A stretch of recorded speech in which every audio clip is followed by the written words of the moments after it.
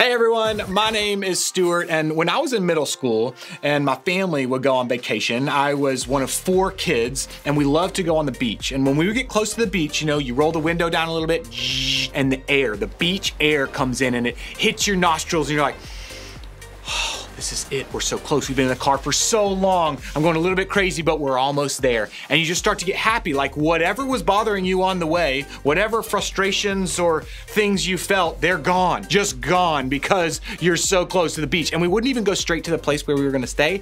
My parents would pull us up to one of the beach access points and we would just get to run onto the beach and into the water. And I just felt so happy. If only all of life could be just like that. What about you? Think about a time when you were truly happy.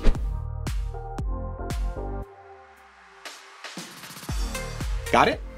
Wouldn't it be great if life always looked like that? If it was filled with really great, really happy moments all the time? We'd be pretty happy with the way things were going if they were always going that great. It's easy to think that this is the way we want life to look, that when certain things happen in our lives, it's gonna make our lives better than we ever hoped. Like when you're finally allowed to have a phone, or when you get permission to date, when you finally make the team, when you get to stay up later, when you earn your own money, or when you're allowed to make more decisions for yourself. Whatever that thing is for you, when it finally happens, then you'll be happy. But can we just be real for a second? Just me and you. What usually happens is more like this. We get those things, we achieve that thing, we end up with what we thought we wanted, and we still don't feel right. We get the phone, and it just creates more drama. We get more freedom, and then we make more mistakes. We make our own money, and then we spend it so quickly, it's just gone. We're finally allowed to date, and then we get our heart broken. Even after getting where we hoped to go, or gaining what we thought we wanted, life doesn't always feel as happy or satisfying the way we thought it would. Or maybe the opposite has been true for you. Maybe you got that thing and it turned out great. You loved having a phone. You handled the freedom of being allowed to stay up later. You used your money to do good things for yourself and others. You've had a great experience with dating so far. But even when things work out exactly as we hoped they would, sometimes life still doesn't feel exactly like we thought it would. It can still feel like something is missing, like we're coming up short, like there just has to be more to life than this. So, what's our answer? How about we start with another question? Where did you see God today? It's a question that can help us look for God in every part of our lives, the good, the bad, and everything in between. And asking that question will help us move towards discovering more of God's best for us each and every day. To explore that question, we need to talk about a guy named Paul. Paul was one of the leaders in the movement of Christianity thousands of years ago. He traveled around from place to place, sharing the message of Jesus and leading people to follow him. After he'd leave a city, Paul would take the time to write the Christians who lived there, encouraging them to keep chasing after Jesus in order to become more like him. One of those letters is called Galatians, and it's where we're diving in with Paul today. In Galatians, Paul gives us an idea of what God's best for us actually is. The fruit of the Spirit is love, joy, peace, patience, kindness, goodness, faithfulness, gentleness, and self-control. Okay, pause. When Paul described the fruit of the Spirit, just kidding. He wasn't talking about actual fruit. Let me explain. The fruit that comes from a tree tells us a lot about the tree it comes from, right? Like the fruit,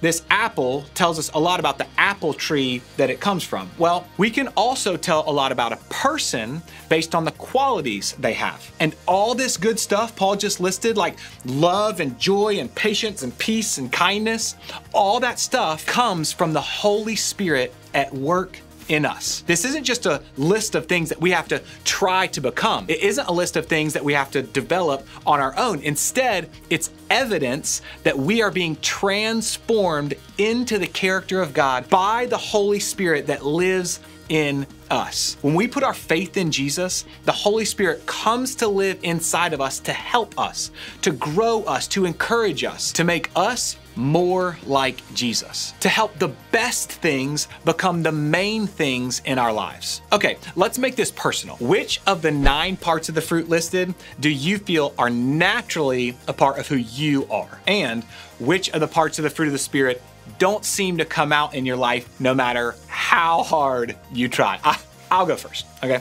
I would say that joy and peace come naturally to me. I genuinely walk into a room and I am pretty joyful. Like, it could be a room full of people not having a good day, and I feel like I'm one of the people who can bring joy into the room, who can lift a room that I walk into. And when things aren't going great in life, I genuinely feel a peace about it. Like, it's gonna be okay, God is in control. But on the other side, gentleness and patience are very hard for me to find in my day-to-day life. I literally have people say, hey, I wish that you would be more gentle, specifically with my words, that my tone, my words, the things that I say don't come across as gentle sometimes. Now it's your turn.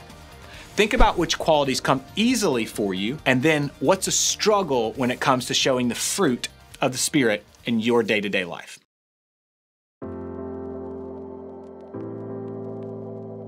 I mean, I don't know about you, but I couldn't do any of this by myself. Be patient, be kind, show love, have self-control. Sure, I can do that sometimes, but all the time? Well, that's just not possible by myself. That's why Paul's reminder here is so important. It helps us realize that if we want all these good things in our lives, we don't have to get there on our own. Let's keep reading a few verses down. Since we live by the Spirit, let us keep in step with the Spirit. See what Paul wrote here?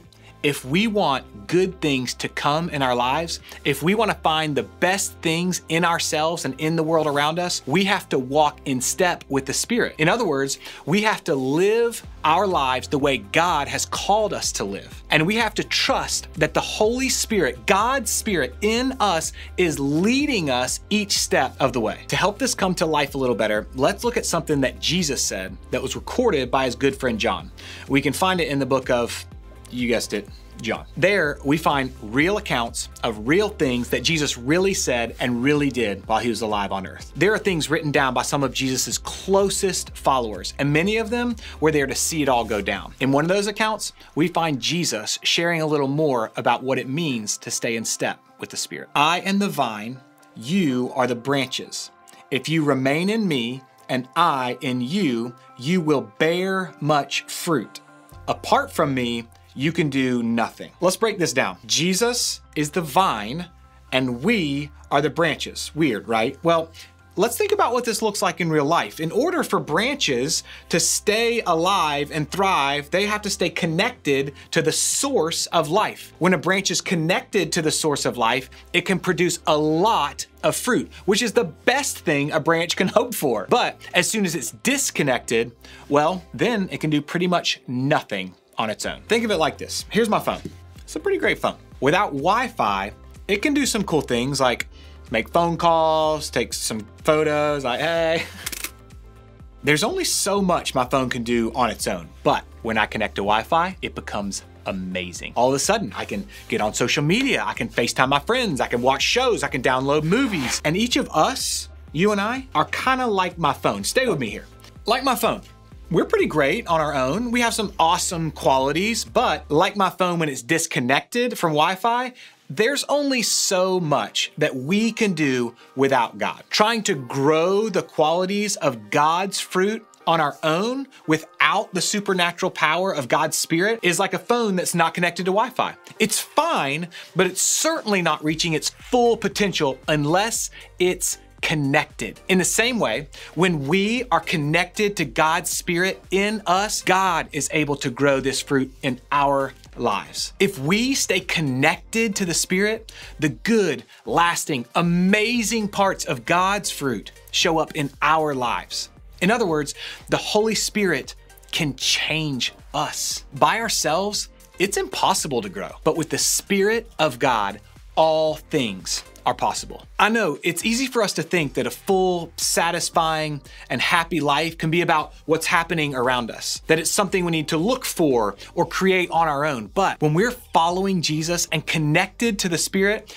it becomes about so much more than that. It's a change in who we are because the Holy Spirit can change us. Here's the cool thing about this. It doesn't have to happen right away.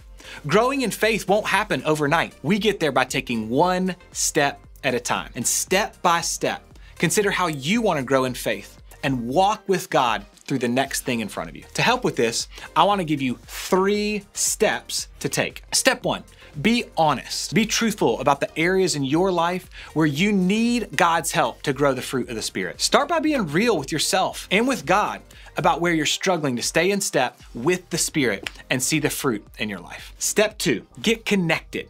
Remember, we can't do this thing on our own. If we want to see the best things grow in our lives, we have to stay connected to the one who provides them. So take a step to connect with Jesus this week. Step 3, look for fruit. If you're anything like me, you need encouragement to keep going sometimes. So as you take steps to connect with Jesus, look for the ways that you can see the Holy Spirit changing you. Are you more loving? How are you more patient? When do you find it easier to be kind? What ways are you practicing self-control? Today, I want to encourage you to keep talking about this with your group. Talking about our faith with people we trust helps us find the encouragement to keep going, to keep growing, to keep moving step by step together. Your group and your group leader want to help you do just that. So today, keep this conversation going about how the Holy Spirit can change us. Of course, I know this isn't going to be easy. Sometimes we see the fruit right away, and sometimes we have to commit to keep going even when we don't. My hope today is that you'll stay connected as you go.